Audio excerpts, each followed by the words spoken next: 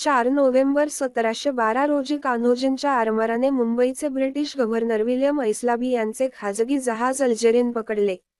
त्या जहाजावरील ब्रिटिशांच्या कारवारमधील वखारीचा प्रमुख थॉमस क्राउन लढाईत मारला गेला. त्याच्या पत्नीला युद्धबंदी करण्यात आले. 13 फेब्रुवारी 1712 मध्ये कान्होजी आणि इंग्रजांत तह होऊन 30,000 रुपयांच्या खंडणीच्या मोबदल्यात ते जहाज आणि स्त्री इंग्रजांना परत करण्यात आली. या तहान्वये ईस्ट इंडिया कंपनीच्या जहाजांना त्रास न देण्याचे कान्होजींनी मान्य केले. या प्रकाराने विल्यम कमालीचा त्रस्त झाला आणि ऑक्टोबर 1715 मध्ये आपल्या मायदेशी इंग्लंडला परत गेला. 26 डिसेंबर 1715 मध्ये चार्ल्स बून यांची मुंबईच्या गव्हर्नरपदी नेमणूक करण्यात आली. त्यांनी कान्होजींना पकडण्यासाठी प्रयत्नांची शर्थ केली, पण त्यात ते अपयशी ठरले.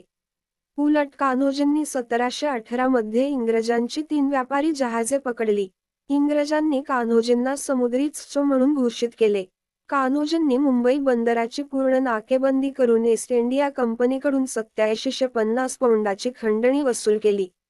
1720 मध्ये इंग्रजांनी कान्होजींच्या विजयदुर्ग किल्ल्यावर हल्ला चढविला.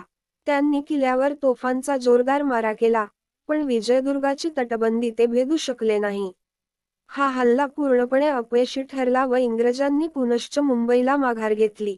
29 नोव्हेंबर 1721 मध्ये viceroy Francisco Jose de Sampaio e Castro यांच्या पोर्तुगीज आरमाराने आणि जनरल रॉबर्ट कोवान यांच्या इंग्रज आरमाराने कमांडर थॉमस मॅथ्यूज यांच्या नेतृत्वाखाली 6,000 सैनिकांसह आणि 4 जंगी जहाजांसह कान्होजींविरुद्ध संयुक्त मोहीम हाती घेतली.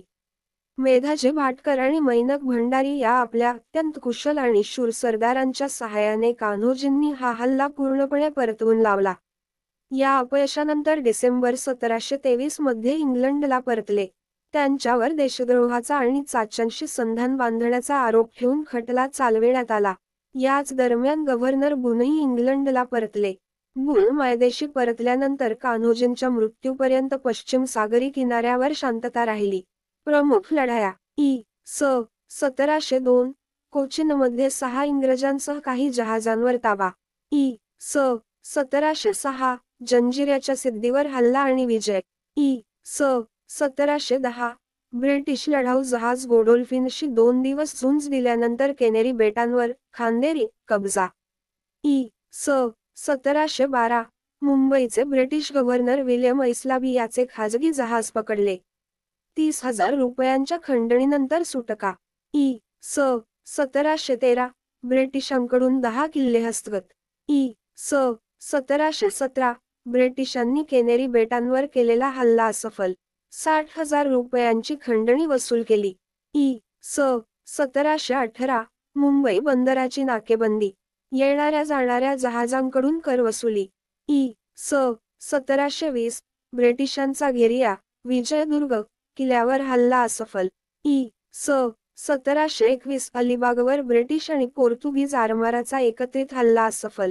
इ.स. 1723 ईगल आणि हंटर या 2 ब्रिटिश जहाजांवर हल्ला. कान्होजींनी मराठ्यांचे आरमार वृद्धिंगत आणि कार्यक्षम केले. त्यांच्या कारकिर्दीत कोकणपट्टीत इंग्रज, फ्रेंच, पोर्तुगीजी, परकीय किंवा सिद्धी यांसारख्यांवर मराठ्यांचा वचक होता. कान्होजी आंग्र्यांची जहाजे त्रावणकोर कोचीनपासून उत्तरेस सुरत कच्छपर्यंत समुद्रातून निर्विवाद संचार करीत. कान्होजींनी कुलाब्यास जहाजे बांधण्याचे काम सुरू करून जहाजबांधणीच्या धंद्यास उत्तेजन दिले होते.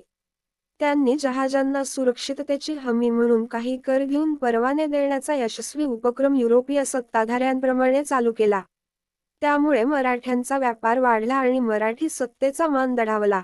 पोर्तुगीजांच्या मार्गदर्शनाखाली शस्त्रनिर्मितीचा कारखाना आणि कुलाबा, विजयदुर्ग, सुवर्णदुर्ग येथे सुधारित पद्धतीचे जहाज बांधणीचे कारखाने देखील त्यांनी उभारले.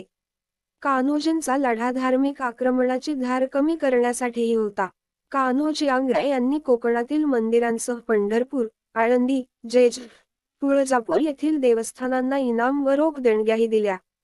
कोकण किनाऱ्यावरील राजसत्तेचा जागता पहारा असणारे कान्होजी त्यांतीलच एक. 4 जुलै 1729 रोजी सदखेल कान्होजी आंग्रे मरण पावले. वाढत्या परकीय आक्रमणाला तोंड देण्यासाठी भारताच्या सागरी कोकणचा सागरी किनारा स्वराज्यात सुरक्षित ठेवण्यात यशस्वी ठरलेले मराठी आरमार प्रमुख त्यांच्या सागरी साम्राज्याच्या उत्कर्षाला त्यांच्याकडे ब्रिटिशांहून संख्येने अधिक आणि बलाढ्य आरमार होते. त्यांच्याशी टक्कर घेण्याची कोणाची हिंमत नव्हती. अलिबाग शहरात कान्होजी आंग्रेंची समाधी आहे. मुंबईच्या नेव्हल डॉकयार्डमध्ये त्यांचा पुतळा उभा आहे. एकेकाळी जिथे एक ब्रिटिश किल्ला होता तिथे आता भारतीय आरमाराचा कोस्टल नेव्हल कमांडचा तळ आहे.